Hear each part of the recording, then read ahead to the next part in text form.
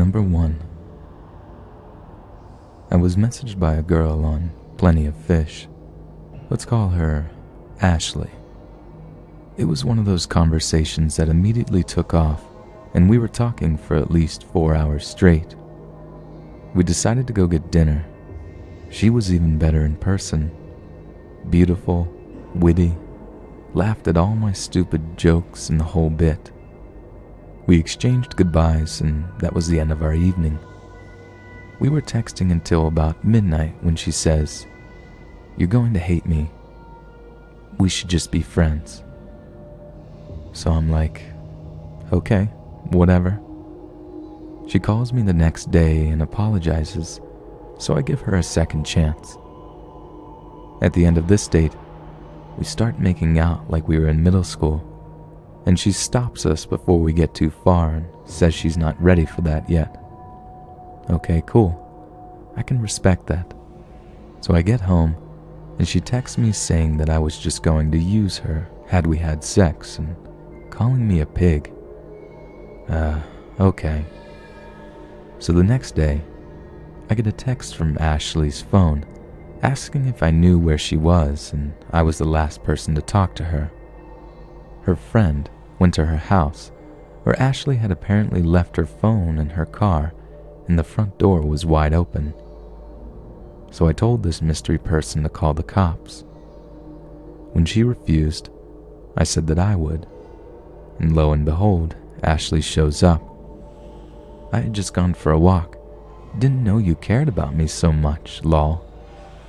Yeah, okay, I'm done with this situation. The next day I go to work.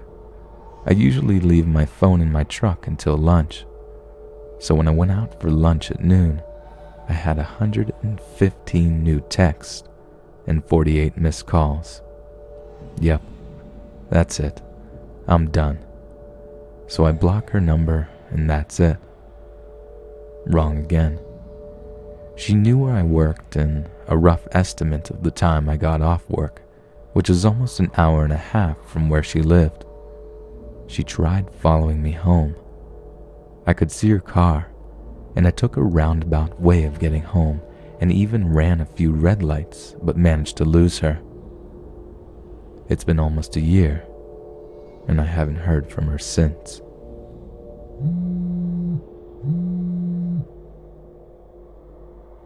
Number 2. So this was from OKCupid. Now, I'm a chick of the larger variety, and I always post a current body shot because I don't like when people waste my time if they're not going to be into me. I never got why people post misleading photos, like people aren't going to notice when you meet. So I was talking to this guy. He seemed nice enough, and he asked me to buy me dinner. Okay, sure. He had only posted a face shot. When we met in person, he was easily clearing over 450 pounds. Not really into that, but I stuck it out because he seemed like a nice person. We get coffee first, and then walked over to the restaurant. Now, I'm no athlete, but I do like to hike and rough it in the woods from time to time camping.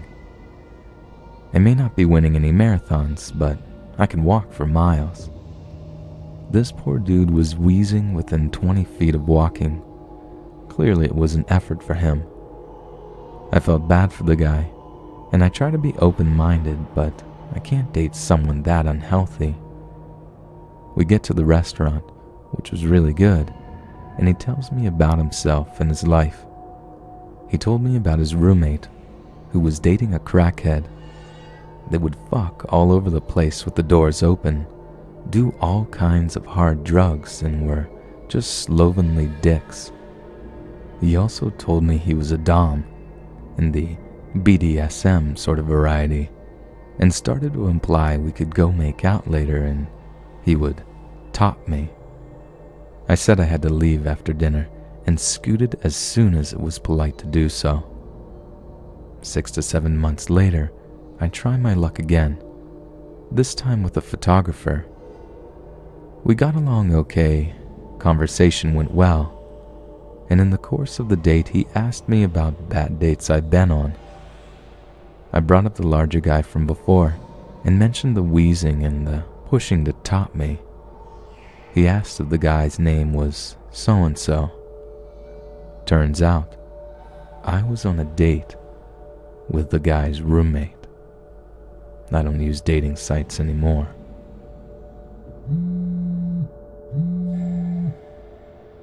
Number 3. I went along with a friend on her first date with this guy she met on OKCupid. She was nervous about meeting him alone, so he told her to bring a friend and he'd bring one of his friends. She tells the guy I'm not single. He says that doesn't matter. His friend is cool with it and just likes to meet new people. I also like to meet new people and I'm willing to help her out, so I agree.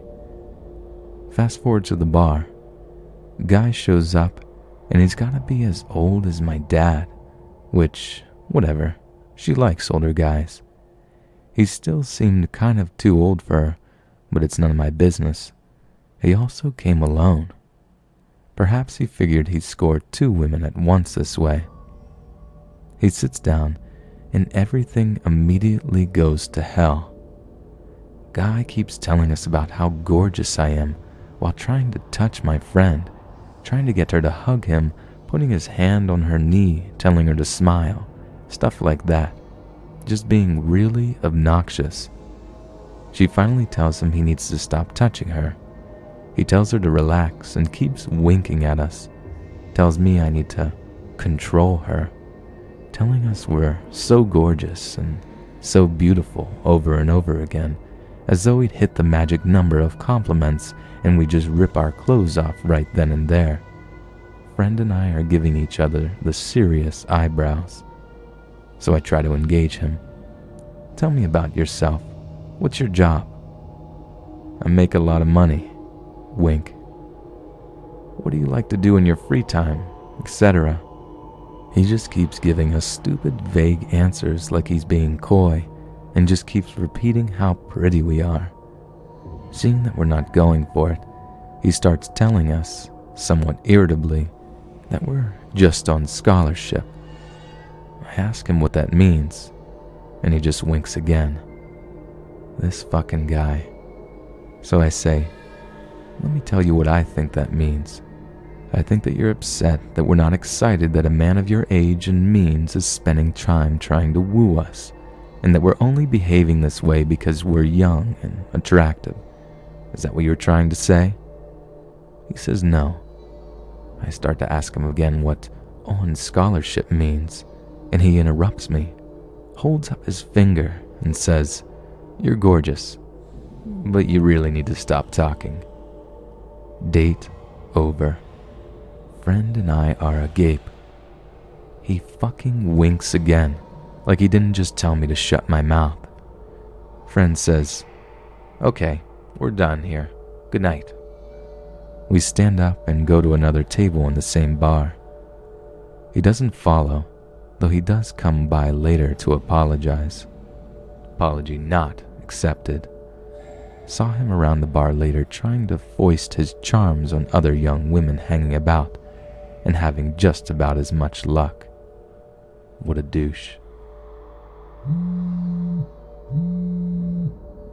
Number 4. Around March of 2014, I started talking to this girl on Tinder. She seemed cool and fun, and after about a week of talking, she suggested we meet up in person. She invited me to this coffee shop and I accepted. However, the day of, she started messaging me saying she had to tell me something. Her pictures on Tinder weren't actually of her, and yes, she was a guy.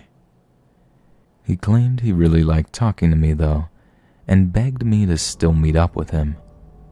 And naturally, I declined. I blocked his profile and continued on with my life. About a week later, I started talking to another girl. Once again, she seemed cool and fun and we hit it off. She asked me if I spoke to people on Tinder frequently, and rather stupidly, I told her about my previous encounter with the man lady. She asked me if I wanted to meet up, and I said sure, as long as it was in a public place. We decided on a cafe, and the next day I sat at the table, waiting. 5, 10, 15 minutes had passed, and she was nowhere to be found. I then peered out the window and saw, from across the street, a man staring at me intently. I looked away, waited a few seconds, and looked back. He was still standing there. At that point, I left the cafe, got on my bike, and booked it home. I was definitely a little freaked out, but tried to pull myself together and reason that no one could have followed me. I then deleted my Tinder profile, and things were normal for a few weeks. About 3 weeks later, I started getting phone calls. The numbers all showed up as unknown. I picked up the first few times to some guy breathing heavily into the phone. I was already a little freaked out. After about a day, I stopped picking up any call unless it displayed the caller's name. I then started receiving text. At first, they were pretty harmless, calls for attention and begging me to meet in person. It then changed to very sexual texts, until eventually the messages became threatening, and whoever was messaging me started throwing out my family and friends' names and whereabouts, saying she would get them involved unless I answered. Because they were texting me, I could see a displayed number. But when I called phone providers, they told me the number couldn't be traced and that it was probably a track phone. Great. I waited about 2 weeks, not responding to the texts, thinking I shouldn't feed the troll. But eventually it became too much. I started getting upwards of 50 texts and phone calls a day. I would wake up to 10 to 20 texts every morning. I then decided to change my number altogether. The texting and calls stopped for a while, but sure enough, it started happening again. I called my phone provider asking if they ever gave out numbers at a user's request, and they said their policies stated that they wouldn't and couldn't unless valid identification was provided. Then one day, I tried logging into my Facebook, but was denied. Within a day, friends started contacting me asking what the hell I was doing, saying that they were getting terrible messages from my account.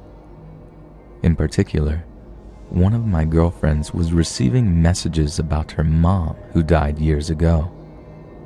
I apologized profusely and told people what was going on. I contacted Facebook and explained the situation, and they helped me access my account again, at which point I deactivated it for a while. Enough was enough.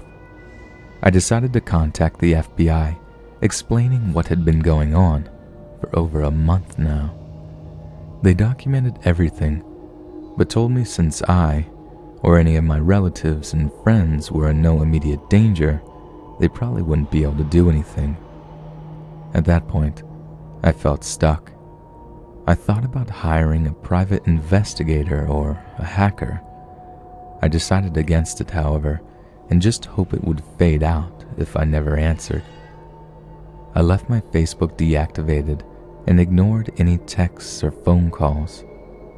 I never had any trouble at home, but some of my closest friends received the occasional texts as well, which weirded us all out. I hated that they got dragged into it. One day I came home and things felt very eerie. Doors unlocked, windows open, and no one home. A strong breeze running through the apartment. I did a check of the place and found nothing else weird, so I locked everything up and just waited for my roommates to get home. It's been almost 7 months now. The calls and texts have more or less stopped. I'll get an occasional text, but at most once every 2 weeks. At the peak of it, I was receiving almost 100 texts a day. It definitely affected my social and personal life. I became much more wary of the people around me and my surroundings. I just felt like I couldn't really focus on anything until this stopped. Work was difficult, though I tried to maintain my composure as best I could. Everything was just weird. Life was weird. I've since stopped using all forms of dating apps and websites. Things are getting back to normal at this point, and I just want to put it all behind me. I'm moving at the end of this year, so it'll be nice to have a fresh start in a new place. I'm not going to sit here and say all dating apps are dangerous and no one should use them, but definitely cover your bases. Ask more questions before meeting someone. FaceTime them first, Skype, anything. I was naive about it, and I regret it. Be safe, stick close to your friends, and try meeting people in more traditional ways.